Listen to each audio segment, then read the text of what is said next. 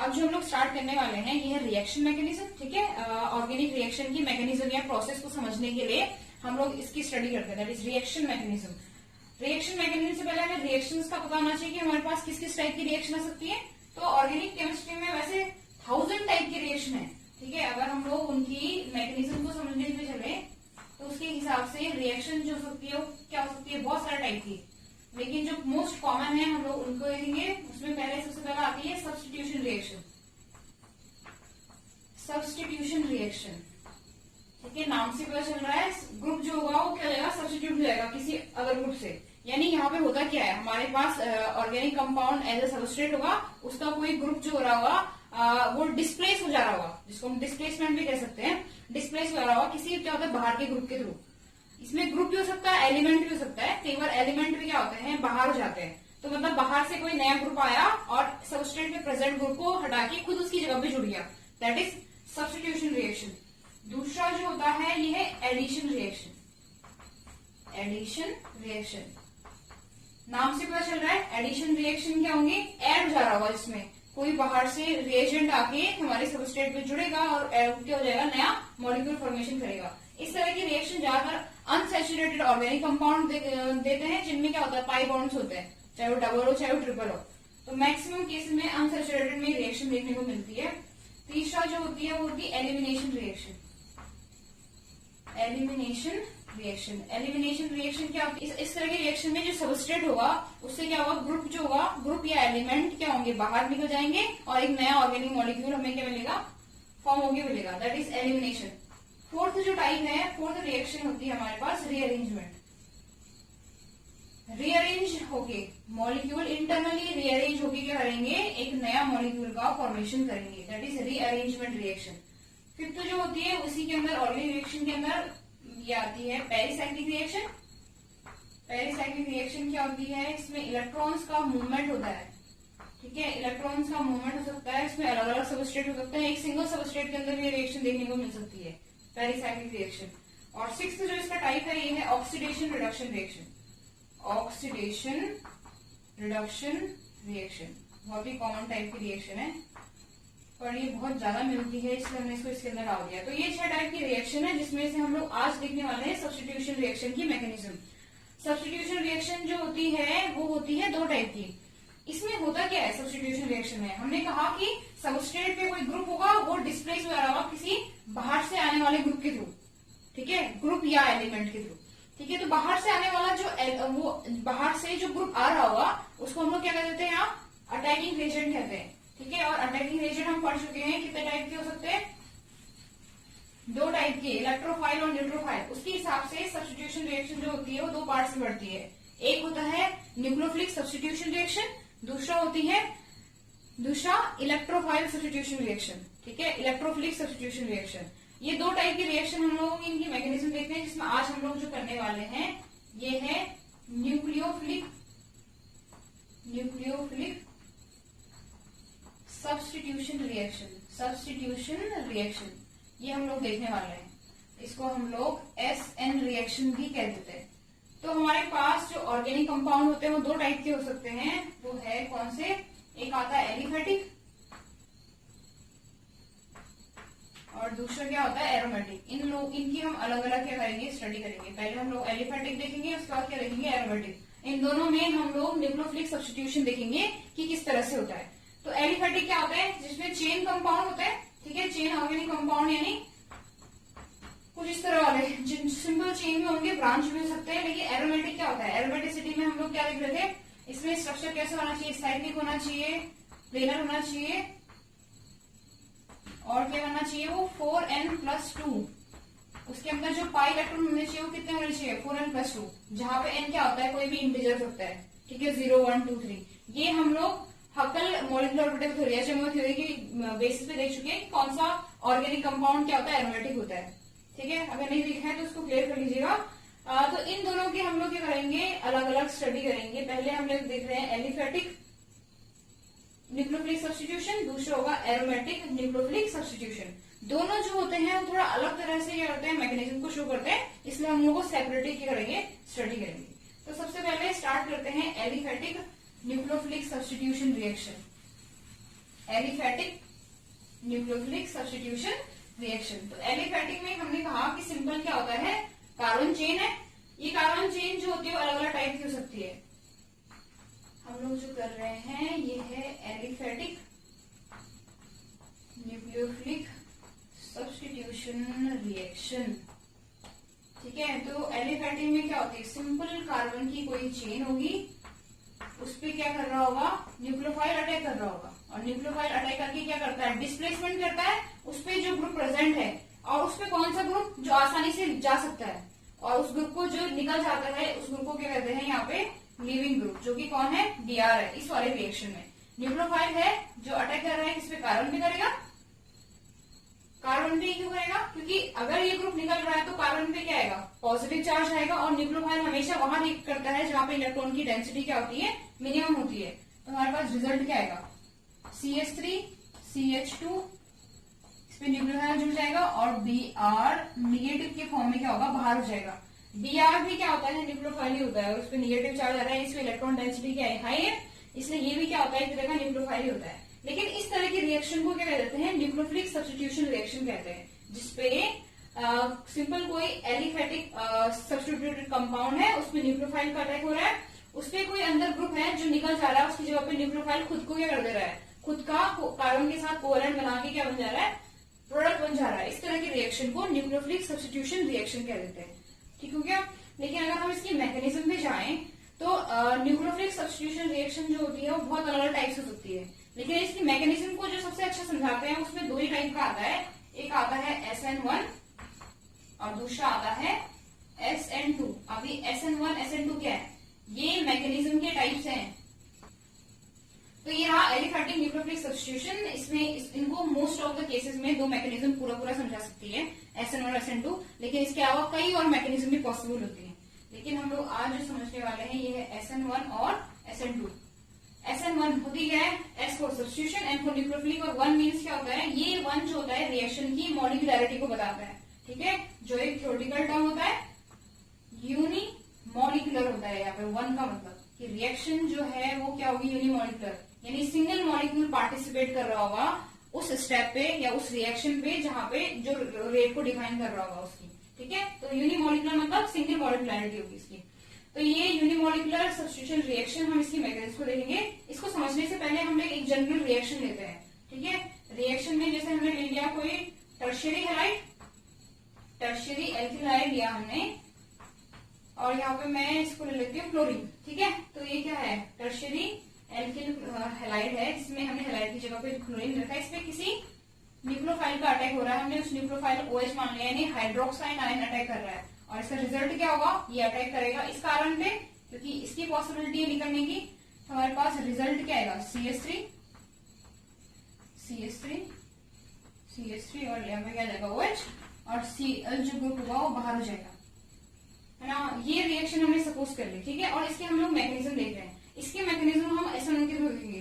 क्यों देखेंगे, ये हम लोग बाद में बात करेंगे कि क्यों हम इस रिएक्शन को SN1 के थ्रू देख रहे हैं। ठीक है, पर पहले देखते हैं इसमें होता क्या है। अगर हम इसकी मैकेनिज्म समझने पे चले तो जो SN1 की जो मैकेनिज्म होती है वो 2 स्टेप में खत्म होती है। ठीक है, पहले स्टेप में क्या होता है, सबस्ट्रेट जो कि मीडियम में प्रेजेंट होगा वो क्या करता है, हेट्रोलाइटिकली क्या होता है, डिवाइड होता है।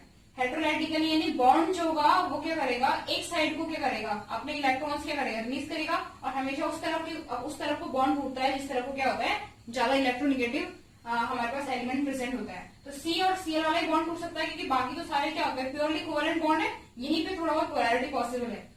अगर हम इस बॉन्ड को तोड़ेंगे तो इसमें Cl जो है ज्यादा इलेक्ट्रोनिगेटिव है, यानी इसकी तरफ निगेटिव चार्ज आएगा। अगर मैं, ये मिथाइल है, ठीक है, इसको हम Me करके भी लिख सकते हैं, Me फॉर मिथाइल। तो ये लिख लिया मैंने Me और Me, और इस पे क्या है, Br है। तो पहले स्टेप में हमारे पास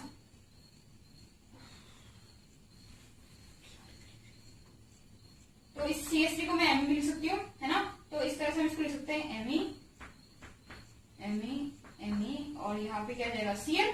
ठीक है, और ये टूटेगा रिवर्सिबली किसमें, इस तरह से कुछ। तो हमारे पास क्या प्रोडक्ट आएगा, C,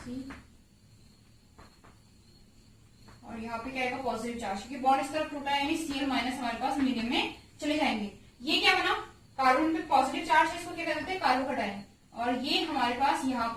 रिएक्शन का इंटरमीडिएट होता है, क्योंकि हम जानते हैं कि कार्बोकैटायन जो होता है कई जगह पे क्या होगा, स्टेबल बन सकता है, इसलिए उसका क्या होता है जो लाइफ टाइम होता है वो थोड़ा ज्यादा होता है, इसलिए हम इसको इंटरमीडिएट कहते हैं, ना कि ट्रांजिशन स्टेट कहते हैं यहाँ पे। तो पहले स्टेप में क्या हो रहा है, हमारे पास जो सबस्ट्रेट था वो हेटेरोलाइटिकली डिवाइड होकर कार्बोकैटायन बना रहा है, और ये रिएक्शन जो होती है बहुत ही क्या होती है, स्लो होती है, ठीक है, और दिख ही रहा है रिवर्सिबल है। रिवर्सिबल मतलब क्या होगा कि रिएक्शन का जो रेट है वो फॉरवर्ड को भी सकता है और बैकवर्ड को भी सकता है, ये रिएक्शन जैसे इधर को जा रही है इधर को जा रही है। अगर हम चाहते हैं कि ये रिएक्शन जो है फॉरवर्ड डायरेक्शन में जाए, ठीक है, क्योंकि स्टेबिलिटी के लिए इधर से इधर को जाना चाहिए, तभी तो हमारी रिएक्शन आयु होगी, तो उसके लिए हमारे पास जो प्रोडक्ट बन रहा है वो स्टेबल होना चाहिए, ठीक है। और कार्बोकैटायन की स्टेबिलिटी हम देख चुके हैं कि जितना ज्यादा उस पर क्या होंगे एल्काइल ग्रुप प्रेजेंट होते हैं उतनी ज्यादा उसकी क्या होती है स्टेबिलिटी, इसलिए हम ये मानते हैं कि इस रिएक्शन का जो मैकेनिज्म है वो SN1 के थ्रू होता है, ठीक है। और ऐसा मैं नहीं मानती हूँ, ये अकॉर्डिंग टू इसके कंडीशंस के अकॉर्डिंग चलता है। तो पहले स्टेप में क्या होता है, स्लो और रिवर्सिबल रिएक्शन हो रही है, दूसरा हेटेरोलाइटिकल डिवीजन हो रहा है, ये तो स्टेप 1 था।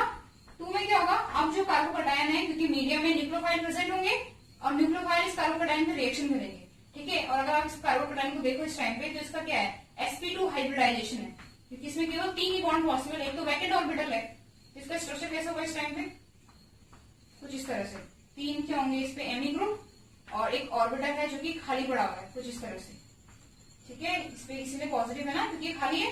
अब इस पे क्या होगा, न्यूक्लियोफाइल अटैक कर रहा है, न्यूक्लियोफाइल क्या है इस टाइम पे OH है, इसके पास 2 तरीके हैं अटैक करने के, एक तो ये इधर से अटैक कर जाए, ठीक है, दूसरा ये क्या करे बैक साइड से अटैक करे।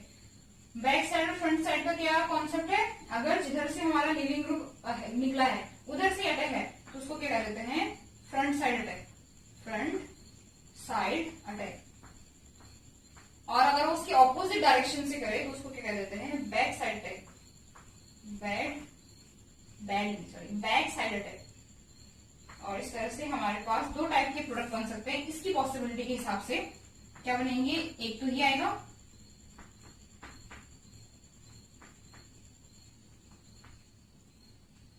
और दूसरा क्या आएगा ये,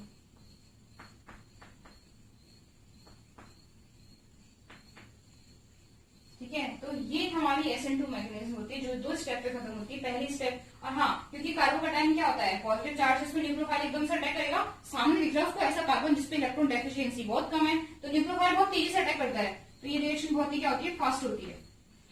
ये हमारी SN1 की बेसिक SN1 का बेसिक मैकेनिज्म है, जिसमें हम लोग पहला क्या कर रहे हैं कि पहले स्टेप में स्लोली क्या होता है, हेटेरोलाइटिकली डिवाइड हो रहा है रिवर्सिबल रिएक्शन से, और दूसरे उसमें जो कार्बोकैटायन बना उस पर न्यूक्लियोफाइल ने अटैक किया, हमारे पास 2 टाइप के प्रोडक्ट क्या बन जाते हैं इसमें, एक फ्रंट साइड अटैक से और एक बैक साइड अटैक से, ये SN1 की मैकेनिज्म है, ठीक है।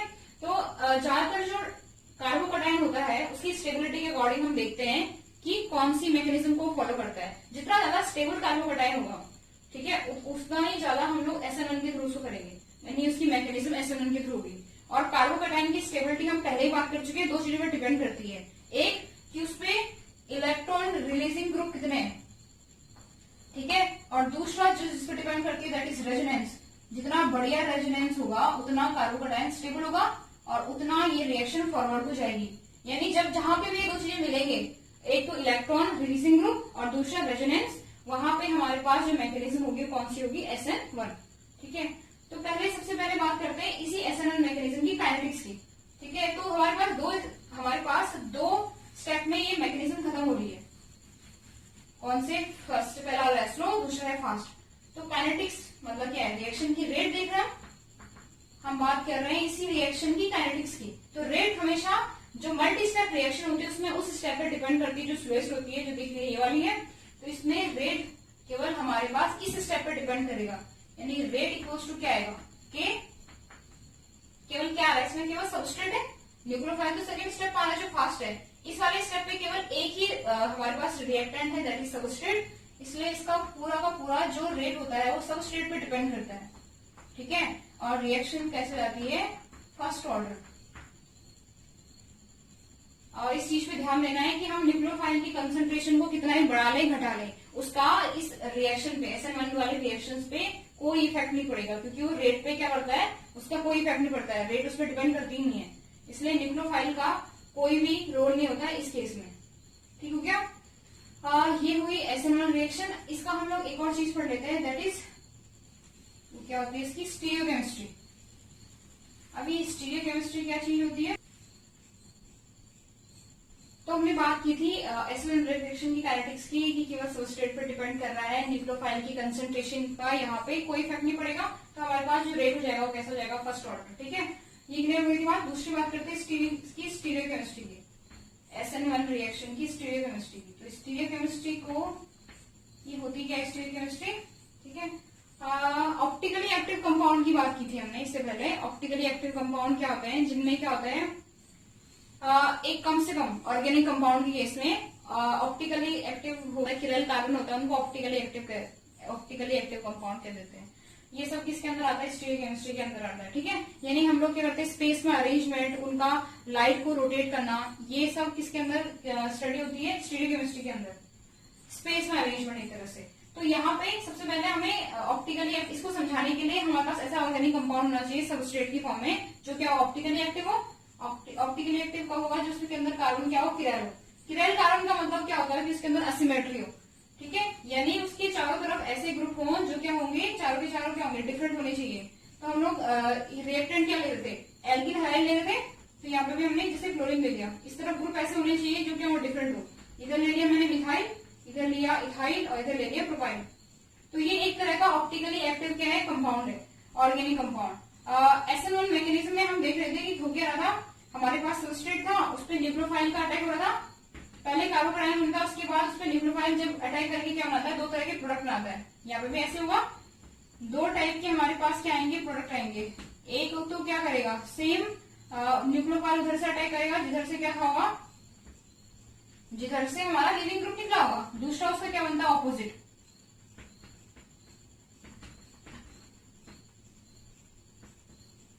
ये दो टाइप के प्रोडक्ट हमें मिले। किसका रिजल्ट है ये? हमारे पास SN1 मैकेनिज्म के बाद जो रिजल्ट आ रहा है उसकी बात हो रही है। स्टीरियोकेमिस्ट्री की बात करनी है हमें यहाँ पे।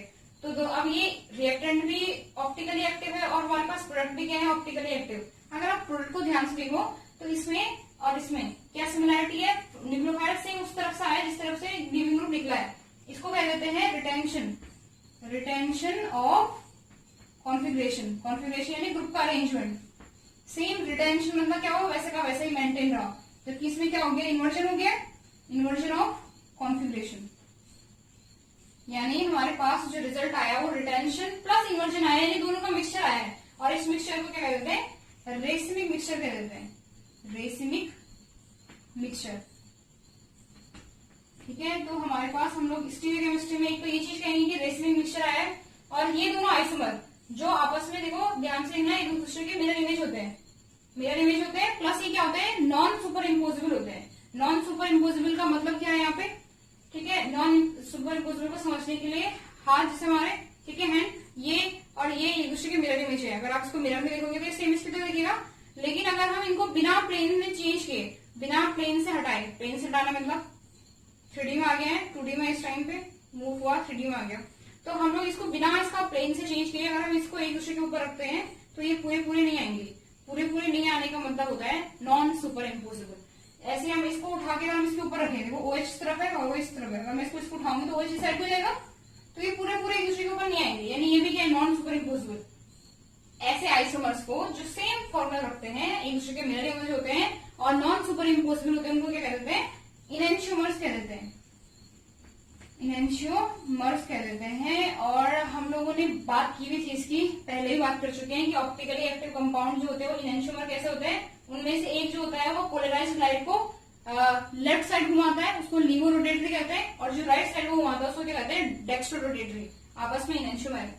पर हमें यहाँ पे मतलब किससे? स्टीरियोकेमिस्ट्री से, किसकी? SN1 का। तो हम लोग क्या कहेंगे इसमें कि हमारे पास रेसिमाइजेशन मिल रहा है। रेसिमाइजेशन का मतलब है रेसिमिक मिक्सचर मिल रहा है। हमारे पास कॉन्फ़िगरेशन तो एक ही था रिएक्टेंट का, लेकिन प्रोडक्ट में दोनों टाइप के कॉन्फ़िगरेशन मिल रहे हैं। ठीक है, क्लियर हो गई बात? तो हमारे पास रेसिमाइजेशन मिल रहा है। अब बात है इसकी, क्या हमारे पास जो प्रोडक्ट है वो दोनों 50-50% मिलेंगे? तो एक्चुअली ऐसा नहीं होता है। हमारे पास प्रोडक्ट जो है 50-50% नहीं मिलते हैं। और इसका रीजन क्या है क्यों 50-50% नहीं मिलते? देखो, अगर आप लोग इसको ध्यान से देखो तो जब ये कार्बोकेटाइन बनता है तो इसमें क्या आएगा? निगेटिव पार्ट आएगा, इससे पॉजिटिव। ठीक है, ये एक आयन है, ये एक आयन है, इन दोनों को हम आयन पेयर कह देते हैं।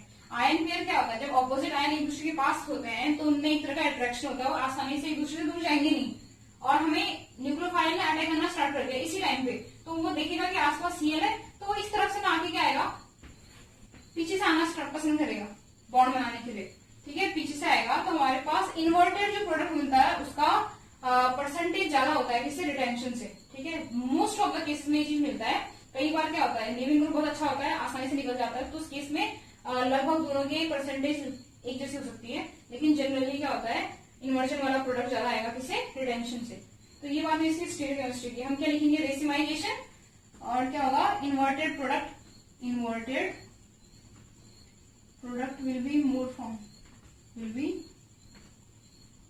मेजर लिख लेना चाहिए, मेजर जो होगा वो कौन सा होगा, इन्वर्टेड वाला। ठीक है, तो ये इसकी स्टेरियोकेमिस्ट्री होगी। अब बात करते हैं SN2 रिएक्शंस की। अब बात कर रहे हैं हम लोग SN2 की, SN2। ठीक है, तो इसके लिए भी पहले हम एक रिएक्शन सपोज करते हैं, जैसे मैंने ले लिया RCH2Br। ठीक है, और इसकी रिएक्शन कराई हमने कोई सेम वही हमने सेम ही ले लिया, न्यूक्लियोफाइल O वाला कोई न्यूक्लियोफाइल है, इसमें NaOH हो सकता है, ठीक है, वाटर हो सकता है, पोटेशियम हाइड्रोक्साइड हो सकता है, ये इस फॉर्म में रिएक्शन करेगा। रिएक्शन में ऐसा तो होगा नहीं, किसी कोई ना कोई ग्रुप से जुड़ा हुआ होगा। रिजल्ट क्या आएगा इसका, RCH2OH और साथ में Br माइनस क्या हो जाएगा, बाहर हो जाएगा। ठीक है, ये रिएक्शन हमने सपोज कर ली। इसकी मैकेनिज्म की बात करते हैं। मैकेनिज्म की बात करने से पहले हम लोग जो देखते हैं न्यूक्लियोफाइल, जरूरी नहीं है न्यूक्लियोफाइल क्या हो हमेशा जिसपे निगेटिव चार्ज हो, कई बार न्यूट्रल पे होते हैं। ठीक है, इसी का रिएक्शन का एग्जाम्पल देखना, जैसे हम लोग इसकी बात कर रहे हैं, ऐसे हम लोग एक और रिएक्शन दे सकते हैं। जैसे हमारे पास है न्यूट्रल, हम लोग न्यूक्लियोफाइल ले रहे हैं, तो मैंने न्यूट्रल न्यूक्लियोफाइल ले लिया NMe2 NMe3 होगा, क्योंकि नाइट्रोजन का सब्स्टिट्यूट है, नाइट्रोजन 3 बोरॉन आता है। अब Me ग्रुप लगे तो इस पे नाइट्रोजन पे इलेक्ट्रॉन की डेंसिटी बहुत हाई होगी, तो ये ऐसा न्यूक्लियोफाइल बिहेव कर रहा है। वैसे NH3 भी क्या होता है, न्यूक्लियोफाइल होता है, उसी का सब्स्टिट्यूटेड है, हाइड्रोजन को हटा के मिथाइल ग्रुप जुड़ रखे हैं उसपे 3। अगर हमने इसकी रिएक्शन करा दी MEBr से, यानी मिथाइल ब्रोमाइड से, तो होगा क्या, नाइट्रोजन मिथाइल पे रिएक्शन करेगा, Br बाहर जाएगा, तो क्या बन जाएगा Me3N, और इस साइड में क्या जुड़ गया Me, और Br क्या हो गया बाहर। अगर आप इस नाइट्रोजन को देखोगे तो इस पे 4 बॉन्ड हो रहा है, इस पे पॉजिटिव चार्ज आएगा। इसको हम लोग ऐसे भी लिख सकते हैं, क्योंकि चारों Me है तो Me4N, और इस पे क्या आएगा, पॉजिटिव चार्ज आएगा। ये हमारे पास रिजल्ट हो गया। इसके बाद नाइट्रोजन में आपको बैलेंस कर लेगा, लेकिन हमें SN2 से मतलब है। तो SN2 में अगर न्यूक्लियोफाइल क्या कर रहा है, न्यूट्रल है, तो कुछ इस तरह से रिएक्शन करता है, और रिएक्शन के बाद उस पर क्या आ रहा है, पॉजिटिव चार्ज आ रहा है, क्योंकि उसने एक्सेस बॉन्ड ले लिए हैं, 4 बॉन्ड ले लिए, जितना वो उसकी कैपेसिटी नहीं है। तो हमारे पास 4 बॉन्ड आ गए, ये हमारा रिजल्ट आया। ये भी एक तरह का क्या है, SN2 का एग्जाम्पल है। अब बात करते हैं इस रिएक्शन की मैकेनिज्म की, कि ये कैसे होती है। तो SN2 जो होता है वो कंसर्टेड मैकेनिज्म से होता है, यानी बिना के करे कार्बोकटायन या कार्बो आयन फॉर्मेशन की। इसमें क्या होता है, इलेक्ट्रॉन्स मूव करते हैं सीधे, और यहाँ पे इंटरमीडिएट बन के क्या बनती है, ट्रांजिशन स्टेट बनती है। तो जैसे हमने लिया ये, हम लोग बात करते हैं इसकी मैकेनिज्म की, मैकेनिज्म RCH2Br है। ठीक है, इस पे किसका रिएक्शन हो रहा है, OH माइनस का, अटैक करेगा वो इस पे, ये बाहर निकलेगा।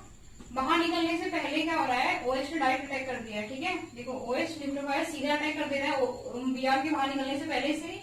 तो हमारे पास इसमें ट्रांजिशन स्टेट बनता है इस कार्बन का। देखना, ये ऊपर है R ग्रुप, नीचे है 2 हाइड्रोजन।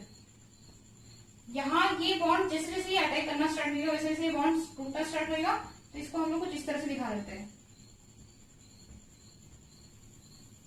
ये होती है इसकी ट्रांजिशन स्टेट, यानी प्रोडक्ट आने से पहले जो कंडीशन होती है, ट्रांजिशन स्टेट, जो बहुत ही नैनो सेकेंड्स के लिए बनता है। और इसके बाद Br निकल जाता है बाहर, OH रहता है, तो हमारे पास क्या आता है, C। यहाँ पर आ गया R, इधर भी है हाइड्रोजन, इधर भी है हाइड्रोजन। ठीक है, इधर इसी का वो स्ट्रक्चर हमने बस क्या करा है, हाइड्रोजन का अलग लिख दिया है।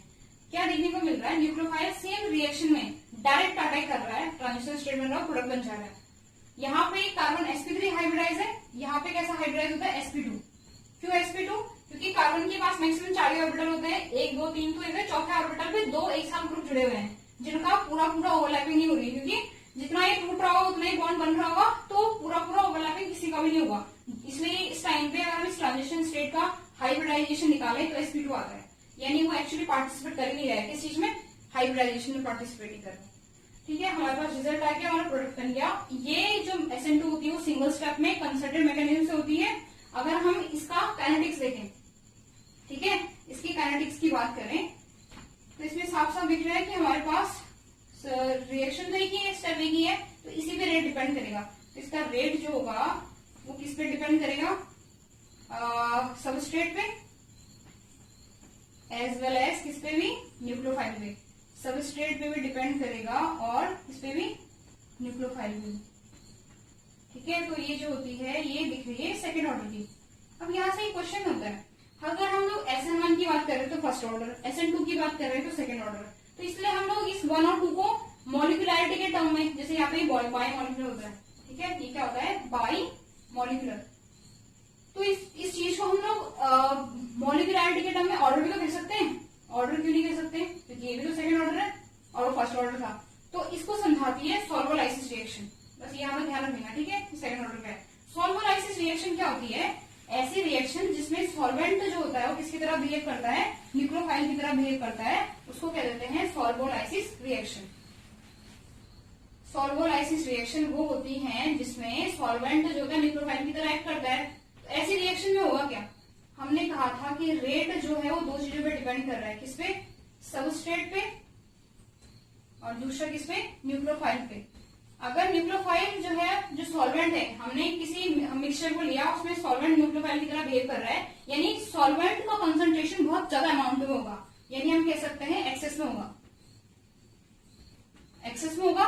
और इस तरह की रिएक्शन में जब क्या होता है, जिस इस तरह की रिएक्शन जिसमें रिएक्टेंट, एक रिएक्टेंट का कंसंट्रेशन बहुत हाई हो दूसरी कंपेयर में, तो हम लोग उसको क्या कर सकते हैं, कांस्टेंट सपोज कर सकते हैं, क्योंकि टाइम के साथ जैसे जैसे इसका कंसंट्रेशन चेंज होगा, इसका ना के बराबर होगा, ठीक है। इसलिए हम इस तरह के रेट को हम लोग कहते हैं के डैश, और सब केवल ये सबस्ट्रेट पे डिपेंड करेगा, जहां के डैश किसका मिक्सचर है, के और एन का, यानी जो के डैश है वो एक्चुअली क्या है, के और न्यूक्लियोफाइल है, क्योंकि न्यूक्लियोफाइल का एक्सेस में है कि टाइम के साथ हम उसका कंसंट्रेशन में कोई चेंज देख नहीं पा रहे, तो हम उसको कांस्टेंट ले देते हैं। अभी क्या हो जाएगा, ये बन गया स्यूडो फर्स्ट ऑर्डर रिएक्शन। क्या है कुछ, pseudo first order reaction. Order क्या है इसका, 1 हो गया, पहले क्या था 2। अब क्या, अगर इसका ऑर्डर फर्स्ट हो गया तो हमने इसको SN1 के अंदर डाल दूंगी, नहीं, अभी भी SN2 ही मैकेनिज्म के थ्रू जाएगा, लेकिन अभी क्या हो गया है, स्यूडो फर्स्ट ऑर्डर बन गया है, इसलिए ऑर्डर का इस 2 से कोई कनेक्शन नहीं है। ये ध्यान देना, ये मॉलिक्यूलरिटी को बताता है, ना कि ऑर्डर को, क्योंकि स्यूडो फर्स्ट ऑर्डर भी इसी के अंदर आ रहा है, SN2 के अंदर। अगर ये ऑर्डर को डिफाइन कर रहा होता तो स्यूडो फर्स्ट ऑर्डर किसके अंदर आता, फर्स्ट वाले SN1 के अंदर, ऐसा नहीं है। इसलिए किसी भी रिएक्शन का जो रेट होता है या ऑर्डर होता है उसका इस 2 से कोई कनेक्शन नहीं है। इसका कनेक्शन किससे, मॉलिक्यूलरिटी से, क्योंकि इस रिएक्शन का मॉलिक्यूलरिटी अभी भी स्टिल क्या होगा, 2 होगा, क्योंकि वो क्या होता है, उसका एक्सपेरिमेंटल रिजल्ट से, ये एक्सपेरिमेंटल रिजल्ट से कोई कनेक्शन नहीं है, वो क्वालिटेटिव होता है, वो रिएक्शन को देख के बताता है। क्लियर होगी बात। तो इस रिएक्शन SN2 के लिए काइनेटिक्स जो होती है वो सेकेंड ऑर्डर होती है जनरली, लेकिन अगर क्या होगा, न्यूक्लियस एक्सेस में है, उस केस में क्या बन जाता है, स्यूडो फर्स्ट ऑर्डर बन जाता है। ठीक है, ये बन गई हमारी स्यूडो फर्स्ट ऑर्डर रिएक्शन। अब बात करते हैं इसकी स्टीरियोकेमिस्ट्री की। स्टीरियोकेमिस्ट्री यानी यहाँ पे अगर हम लोग ऑप्टिकली एक्टिव रिएजेंट लें, सबस्ट्रेट लें, तो उसका रिजल्ट क्या आएगा, उसका रिजल्ट क्या आएगा। ठीक है, स्टीरियोकेमिस्ट्री की बात कर रहे थे, तो यहाँ पे जो अटैक था, हमने कहा था कि पहले स्टेप में आ रहा है, इधर हमारे पास जैसे कोई ग्रुप है, ठीक है, इस पे अटैक हो रहा है न्यूक्लियोफाइल का, तो कंसर्टेड मैकेनिज्म से हो रहा है, उसी स्टेप में अटैक हो रहा है, तो पॉसिबल यही है कि वो बैक साइड से अटैक करेगा, सेम साइड से अटैक करेगा, तो रिपल्शन लगेगा। ठीक है, इसलिए अटैक केवल बैक साइड से होता है, और हमारे पास जो रिजल्ट आता है, ये हमने मान लिया HH है, हमारे पास जो रिजल्ट आता है वो केवल ये आता है।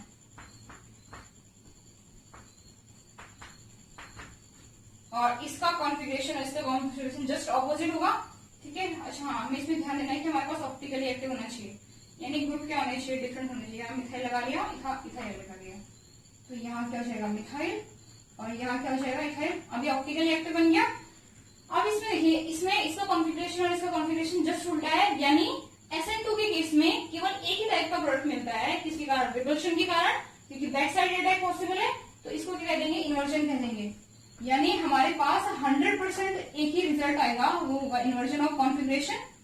और इस तरह के प्रोडक्ट को जहां पे एक ही टाइप का क्या होता है, टाइप का रिएजेंट होता है, एक ही टाइप का प्रोडक्ट आता है, चाहे वो उल्टा हो, उसको बोल देते हैं इनैंशियो सेलेक्टिव, इनैंशियो सेलेक्टिव प्रोडक्ट। और इसको बताया था वेल्डन ने, तो इसलिए इस प्रोसेस का नाम, जहां पे केवल एक ही टाइप का प्रोडक्ट मिलता है, जो इन्वर्टेड मिलता है, कह देते हैं Walden inversion. Walden inversion, Walden inversion का मतलब क्या है? एक ही टाइप का प्रोडक्ट जिसका भी कॉन्फ़िगरेशन क्या है, जस्ट उल्टा है। 100% हमारे पास यही प्रोडक्ट मिलता है। ठीक है, तो स्टीरियोकेमिस्ट्री में क्या आएगा?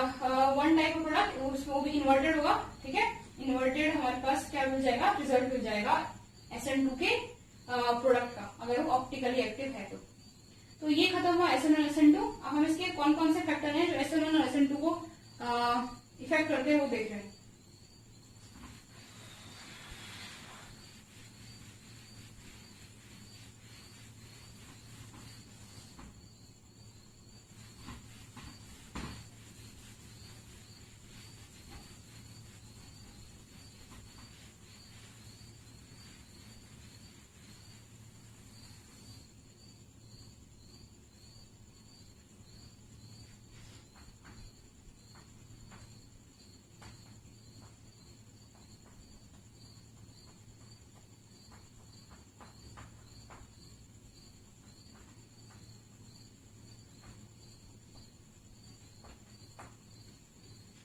हम लोग देख रहे हैं फैक्टर SN1 और SN2। कब SN1 होगा, कब SN2 होगा, पहले देख रहे हैं सबस्ट्रेट के हिसाब से। तो हम लोगों ने कहा था कि SN1 में जो पहला स्टेप था उसमें कार्बोकैटायन का फॉर्मेशन हो रहा है। कार्बोकैटायन फॉर्मेशन होने का मतलब ये है कि हम लोगों को पहले स्टेप में कार्बोकैटायन की स्टेबिलिटी के हिसाब से देखना है कि कब वो क्या करेगा, SN2 को फेवर करेगा। SN2 को फेवर करेगा। ठीक है, तो कार्बोकैटायन की स्टेबिलिटी हम लोग बात कर चुके हैं कि जो टर्शियरी कार्बोकैटायन होता है, कार्बोकैटायन CC कह रहे हैं, सबसे ज्यादा स्टेबल होता है, then secondary carbocation and then primary carbocation. Stability का ऑर्डर ये है। तो इसी ऑर्डर से क्या होगा, एल्किल हैलाइड जो होगा, अगर टर्शियरी एल्किल हैलाइड है, ठीक है, अगर टर्शियरी एल्किल हैलाइड है तो वो SN1 को फेवर करेगा और रेट इसी तरह से क्या होगा, चेंज हो जाएगा। यानी टर्शियरी RX R मतलब एल्काइल, X यानी halide, tertiary alkyl halide, then secondary alkyl halide and then primary alkyl halide. ये किसके लिए है? SN1 के लिए रिएक्टिविटी का ऑर्डर। SN1 की रिएक्टिविटी का ऑर्डर जो होता है वो tertiary, then secondary, then primary. अगर हम बात करें SN2 की, तो SN2 में फ्रंट साइड अटैक तो हो नहीं रहा था, अटैक यहाँ से होता है बैक साइड से। और अगर आप देखो तो कार्बोकैटायन, कार्बन कुछ इस तरह से, कार्बन का सॉरी ऑर्गेनिक कंपाउंड इस तरह से होगा, यहाँ पे लिविंग ग्रुप होगा। अटैक उसको क्या करना है, न्यूक्लियोफाइल को बैक साइड से करना है।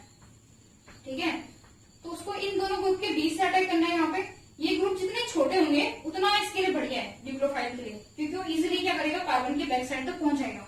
लेकिन जितने बड़े ग्रुप होंगे उतना क्या करेगा, वो उसको रीच होने में, क्या करने में, कार्बन को बैक साइड पहुंचने में प्रॉब्लम होगी। इसको क्या कहते हैं, इस तरह का जो ग्रुप जो होगा, जो इस न्यूक्लियोफाइल को पहुंचने से रोक रहा होगा, उसको बोल देते हैं स्टेरिक हिंड्रेंस। और इन ग्रुप्स को कह देते हैं, जितने बड़े ग्रुप होंगे उनको कह देते हैं बल्किल ग्रुप्स। ठीक है, तो न्यूक्लियोफाइल जो होगा उसका अटैक उतना इजी होगा जितना ही छोटा कार्बन होगा। जितने छोटे ग्रुप होंगे, अगर ये हाइड्रोजन है तो बहुत ही बढ़िया है, अगर मिथाइल है तो फिर भी ठीक है, और एक पे मिथाइल हो तो ज्यादा बढ़िया है। यानी उसके हिसाब से इसका ऑपोजिट क्या होगा, SN2 हो जाएगा। क्योंकि देखो प्राइमरी में केवल एक क्या होता है, एल्काइल ग्रुप कार्बन से जुड़ा होता है, अल्फा कार्बन से, अल्फा यानी जिसपे क्या है, X जुड़ा हुआ है, हाइड्रोजन। दिस इज प्राइमरी ना, यहाँ हाइड्रोजन है, इसमें न्यूक्लियोफाइल का अटैक ज्यादा इजी है कंपैरेटिवली इसके, क्योंकि यहाँ पे क्या होगा, दो ग्रुप है, ये बिल्कुल ब्रांच में होता है, ऐसे नहीं होता है, ऐसे ऐसे लगे होता है हाइड्रोजन, फिर ऐसे इसमें लगे होंगे, तो न्यूक्लियोफाइल रीच ही नहीं कर पाएगा उसके बैक साइड पे। तो जितना छोटा ग्रुप कार्बन पे प्रेजेंट है, जितना छोटा ग्रुप जो है कार्बन पे प्रेजेंट है, उतना आसानी से न्यूक्लियोफाइल बैक साइड से अटैक करेगा। इसलिए इसी को, इन तीनों को अगर हम लोग SN2 के लिए देखें तो ऑपोजिट क्या हो जाएगी, उनकी रिएक्टिविटी हो जाएगी। क्यों, रीजन क्या है, स्टेरिक हिंड्रेंस। यहाँ पे क्या रीजन है, कार्बोकैटायन की क्या होती है, स्टेबिलिटी के हिसाब से। यहाँ पे तो हम कार्बोकैटायन की स्टेबिलिटी देख रहे हैं, SN2 में तो कार्बोकैटायन बनता नहीं है, तो वहां पे हम लोग क्या देखेंगे, प्राइमरी एल्किल हैलाइड की रिएक्टिविटी सबसे ज्यादा होगी, देन सेकेंडरी की, एंड लास्ट आएगा किसका, टर्शियरी का। ठीक है, क्या आएगा, टर्शियरी। और एक चीज और जोड़ लेना, कार्बोकैटायन की स्टेबिलिटी में एक और काम चीज करता है, वो कौन करता है, रेजोनेंस। जितना ज्यादा रेजोनेंस होगा उतना ज्यादा क्या होगा, कार्बोकैटायन स्टेबल होगा। यहाँ पे alkyl group electron releasing group की तरह यानी डोनेटिंग ग्रुप की तरह बिहेव कर रहा है।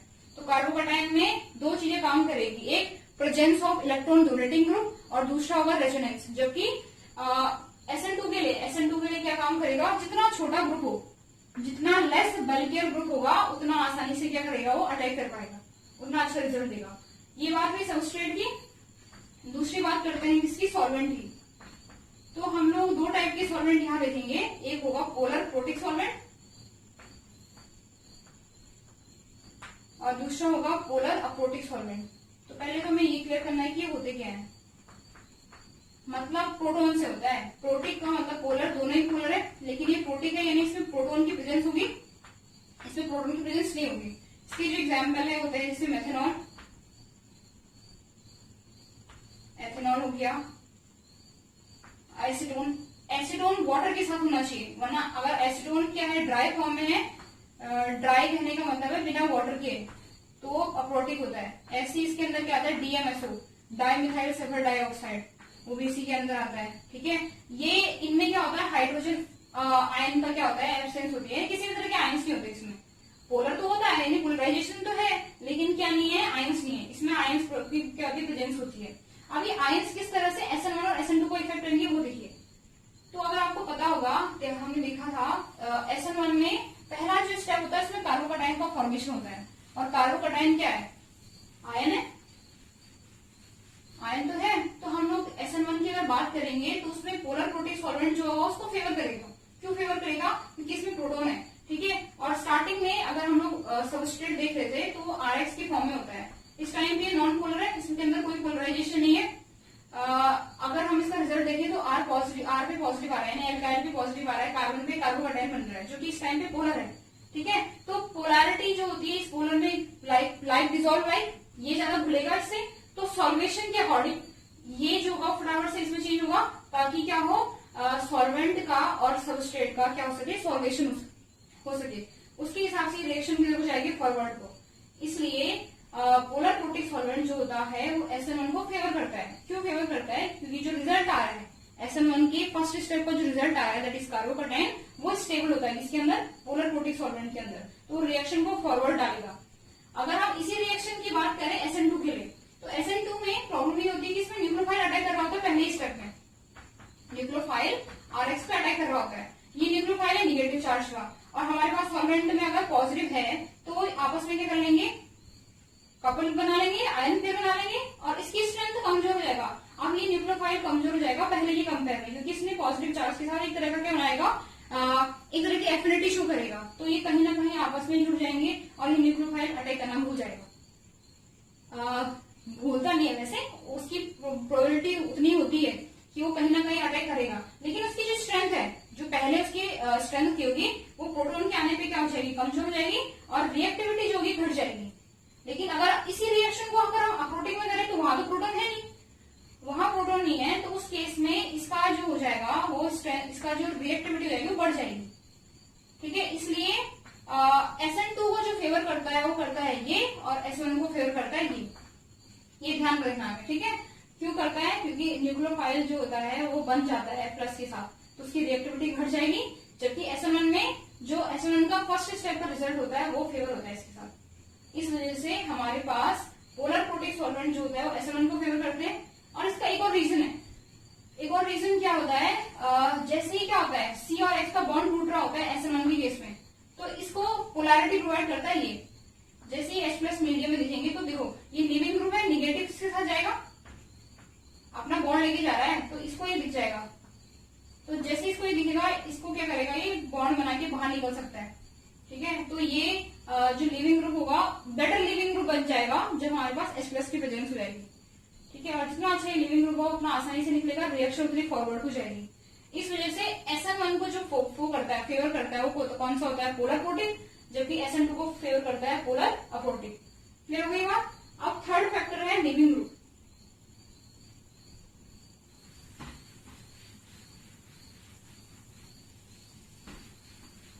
फैक्टर में है लिविंग ग्रुप। लिविंग ग्रुप दोनों के लिए सेम काम करता है LG, जितना बेटर लिविंग ग्रुप होगा उतना आसानी से वो क्या होगा, रिएक्शन से बाहर जाएगी और वो दोनों को फेवर करेगी। SN1 SN2 के लिए, ठीक है। और लीविंग ग्रुप जो होता है, ये चीज ध्यान दीजिएगा, ये बेसिसिटी के क्या होता है, इनडायरेक्ट प्रोपोर्शन होता है, बेसिसिटी के इनडायरेक्ट प्रोपोर्शन होता है। तो अगर हम लोग हेलोजन की बात करें तो सबसे अच्छा लीविंग ग्रुप होता है I-, देन Br-, Cl-, और लास्ट में क्या आता है F-, ठीक है। ये इन लीविंग ग्रुप का क्या है, ऑर्डर है।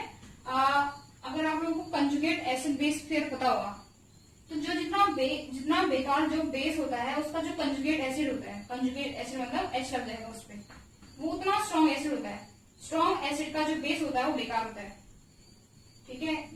ये बेकार बेस है, तभी तो ये अच्छा लिविंग ग्रुप है, इनडायरेक्ट प्रोपोर्शनल है। जितना अच्छा लिविंग ग्रुप उतना उसकी बेसिसिटी कम, यानी ये सबसे बेकार बेस है, ये सबसे बेकार बेस है, सबसे अच्छा बेस है। इस बेस का जो एसिड होता है वो सबसे अच्छा होता है। फिर देन ये आ जाएगा, फिर ये और ये, इसलिए सबसे अच्छा एसिड HI माना जाता है, सबसे बेकार एसिड HM माना जाता है। इसके अकॉर्डिंग, उनकी बेसिक स्ट्रेंथ के अकॉर्डिंग हमारे पास ये ऑर्डर आ जाएगा। हमें इससे मतलब नहीं है, हम लोग तो इसकी बात कर रहे हैं, जितना अच्छा लिविंग ग्रुप उतनी आसानी से रिएक्शन से बाहर जाएगा और रिएक्शन की रिएक्टिविटी उतनी ज्यादा हो जाएगी, ठीक है। ये खत्म हो गया एलिफेटिक न्यूक्लियोफिलिक सब्स्टिट्यूशन।